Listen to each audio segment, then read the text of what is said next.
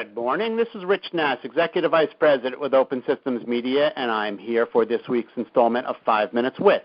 This week, I'm speaking to Ted Marena, and he is the Director of FPGA Marketing in the SoC division of Microsemi. Good morning, Ted.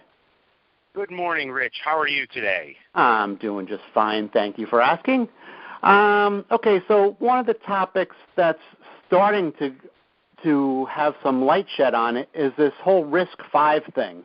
It was brought to me actually by it was brought to my attention by you a little while back, and I was hoping that you could share some of that information with our audience, because I have a feeling that not everybody is aware of what it is and what it means and why they should know about it. Could you just explain what it is?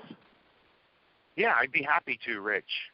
So RISC V, for those who don't know, is actually a new processor open instruction set architecture. So what makes this unique is that it's not a processor core that a company has designed and then others would adopt. This is actually a consortium, the RISC V organization, created an instruction set architecture spec. They froze the instruction set, and they are now opening that up to allow engineers, designers, and so on to create cores based on that fixed instruction set architecture. So that's what RISC V is, and that's one of the things that is differentiated about it. So where do we stand today in terms of people designing hardware? So the RISC V instruction set architecture, as I just said, allows you to create the type of core and processor that is best optimized for your particular application. They've defined basically 16, 32, 64-bit, and 128-bit specifications. So all of those cores are available, and that allows a lot of different capabilities and markets. Microsemi has actually created a soft IP core, a RISC V core, a 32-bit processor that can go into our FPGAs. There are actually a few other companies that are creating fixed processors, a la what you might expect from like a microcontroller, as well as processor architectures. So there's a few burgeoning and growing vendors that are introducing cores. So in terms of Microsemi, when will we see some sort of product, or is that something that you can't talk about at this point?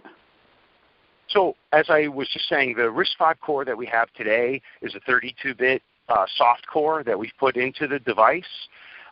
So that's already available today. If you go to the Microsemi website, you can search for RISC V. There's actually a link. We have a GitHub site that's available. What's really exciting for us is this is a permissive BSD license, so it's totally free and open.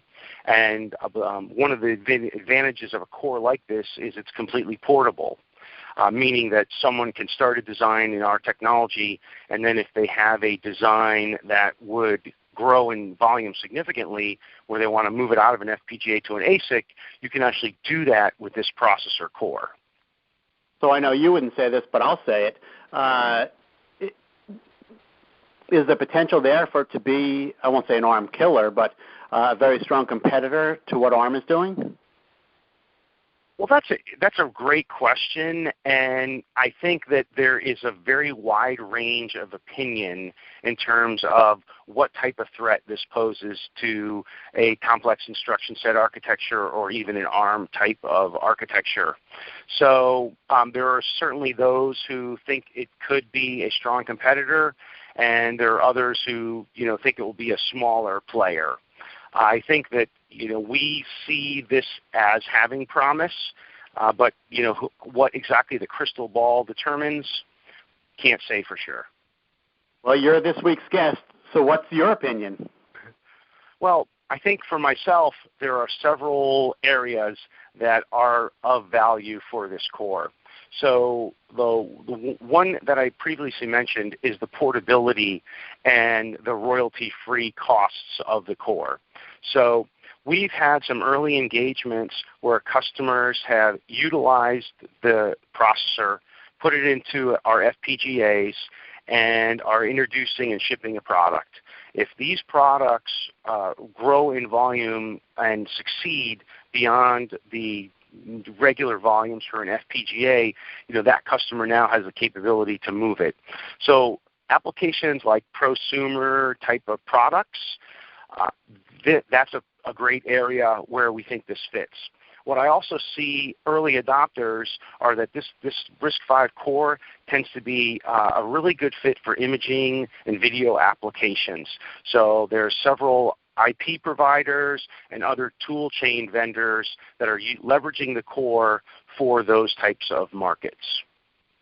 And if there's no licensing fee involved, I mean, it's potentially a game changer because there's very clearly a licensing fee with the ARM architecture, and it isn't a cheap Correct. one either.